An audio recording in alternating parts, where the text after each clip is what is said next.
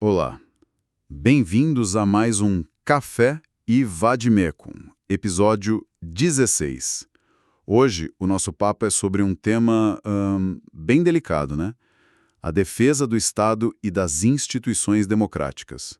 A gente vai mergulhar nos instrumentos que a Constituição nos dá para lidar com momentos de anormalidade. O famoso sistema constitucional das crises. Exato.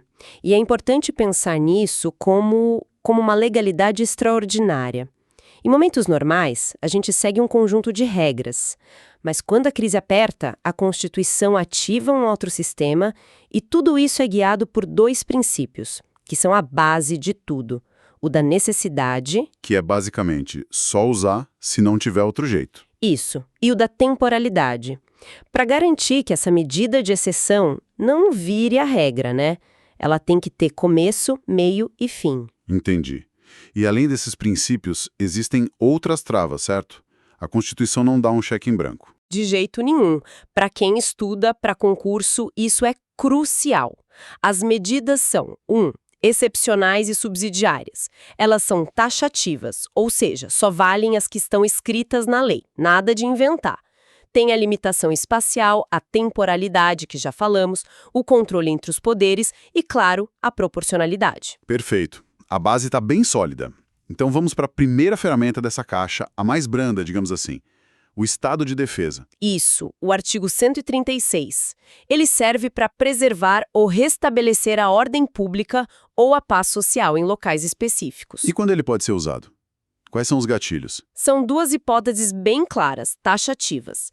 A primeira é uma ameaça de grave e iminente instabilidade institucional.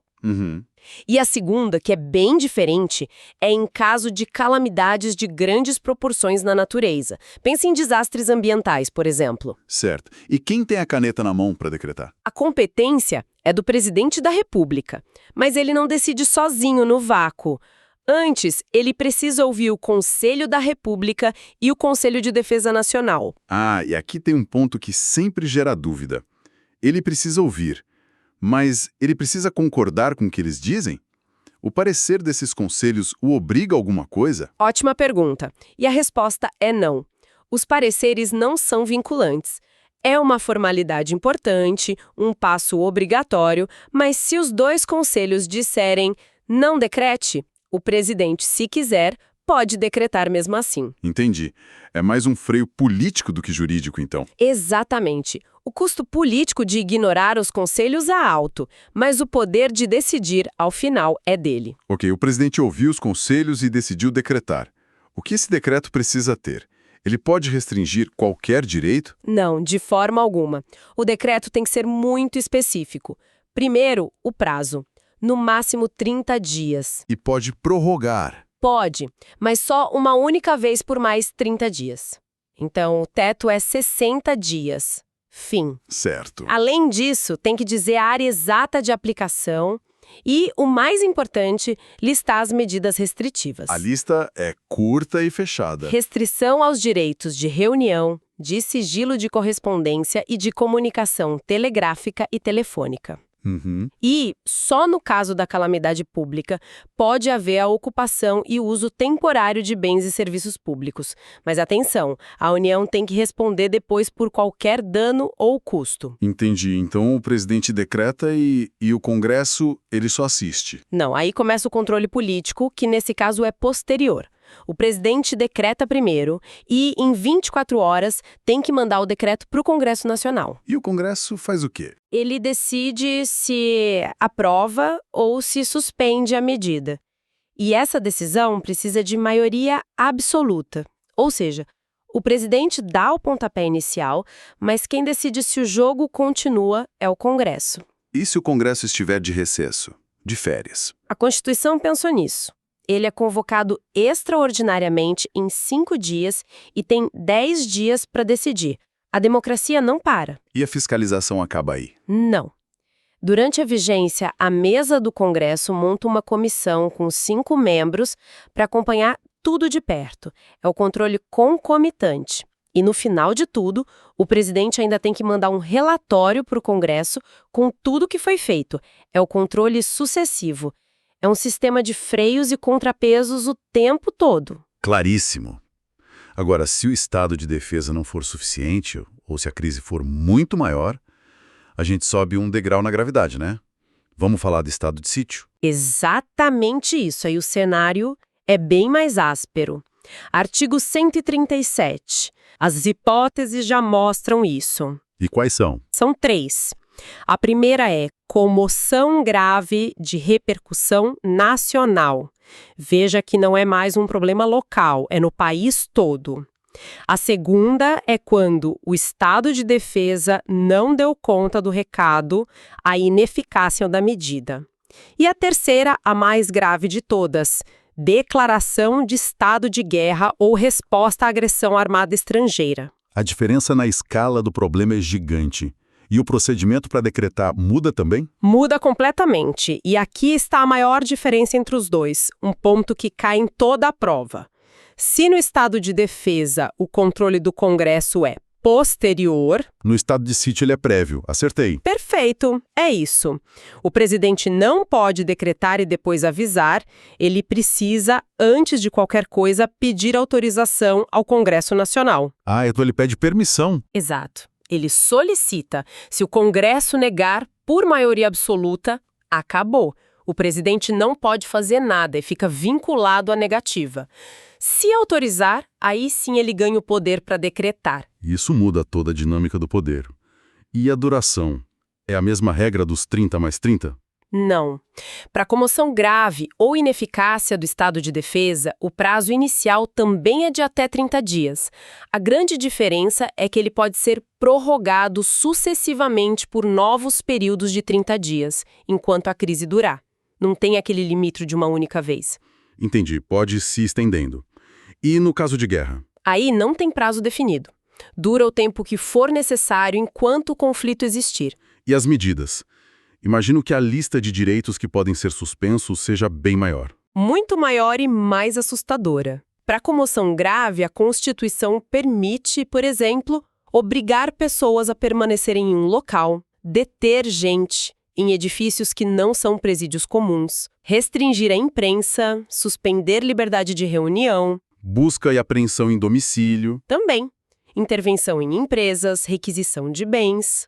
É um poder imenso. E no cenário de guerra, o que sobra dos nossos direitos? Então, aí vem a regra mais drástica de toda a Constituição. O texto diz que toda e qualquer garantia constitucional pode ser suspensa. Peraí, toda e qualquer.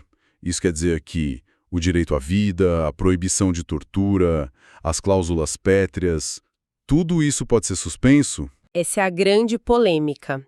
A letra da lei é assustadora, né? Mas a doutrina e a jurisprudência entendem que existe um núcleo essencial da dignidade humana que é intocável.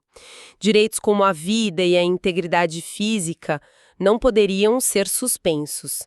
Mas sim, a norma é muito aberta. A única trava real é que o decreto já autorizado pelo Congresso tem que dizer exatamente quais garantias serão suspensas. Uau! É realmente uma cirurgia de altíssimo risco. Saindo um pouco desse cenário de exceção total, vamos falar da segurança no dia a dia. A segurança pública prevista no artigo 144. Isso. A Constituição diz que é dever do Estado e direito de todos, e ela lista os órgãos que fazem parte desse sistema. E é fundamental saber que essa lista, esse rol, é taxativo. Ou seja, é uma lista fechada. Só pode ser quem está ali e pronto. Exatamente. O STF já bateu o martelo nisso na ADI 2575. Os membros são Polícia Federal, Rodoviária Federal, Ferroviária Federal, as polícias civis, as militares e os corpos de bombeiros militares e, mais recentemente, as polícias penais.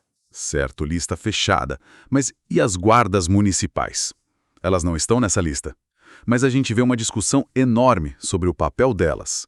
Como fica? Esse é um ponto quentíssimo e que o STF mudou o entendimento. As guardas não estão no caput do 144.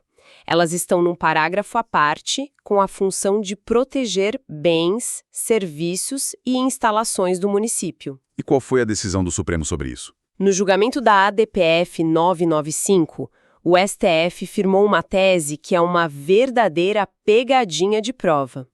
A corte disse o seguinte: o rol do 144 continua taxativo, as guardas não estão lá. Ponto. Contudo, elas integram o sistema de segurança pública. Ué, mas como? Se não estão na lista, parece contraditório? A justificativa foi funcional.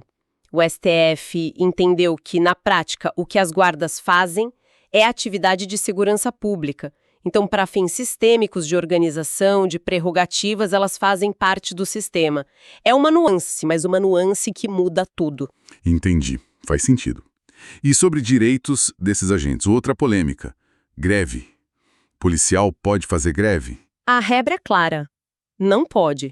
A Constituição já proibia para militares. A dúvida era sobre os civis. Mas o STF, no ARE 654432, com repercussão geral, encerrou a discussão. E decidiu o quê? Que a vedação se estende aos policiais civis e a todos os servidores que atuam diretamente na segurança. O argumento é que é um serviço essencial e a paralisação coloca a sociedade em risco. Simples assim. Para fechar o bloco de jurisprudência, sei que tem mais uma decisão importante sobre a liberdade de expressão dos policiais civis, né? Tem sim, a ADPF 734. O STF considerou constitucional uma lei que proíbe policiais civis de participarem de manifestações de apreço ou desapreço a autoridades.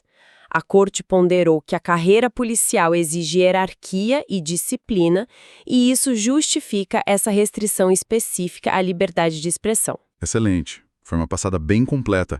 Para a gente amarrar tudo, qual o ponto central que quem nos ouve precisa levar daqui? Acho que o principal é a lógica de gradação e de controle.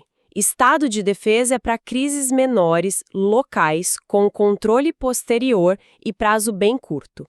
Já o estado de sítio é a artilharia pesada para crises nacionais ou guerra, tão grave que precisa de autorização prévia do Congresso.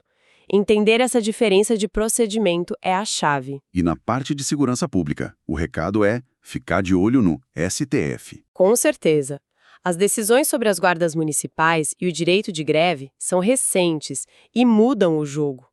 A Constituição dá o esqueleto, mas é o Supremo que coloca a carne nos ossos, definindo como as coisas funcionam hoje. Perfeito. E para deixar uma reflexão final, eu volto àquela questão que a gente comentou. Se o estado de sítio em caso de guerra permite suspender toda e qualquer garantia, será que existe mesmo um núcleo de direitos que sobreviveria a isso? Ou o próprio conceito de cláusulas pétreas se flexibiliza quando a nação está em risco? Fica aí a provocação.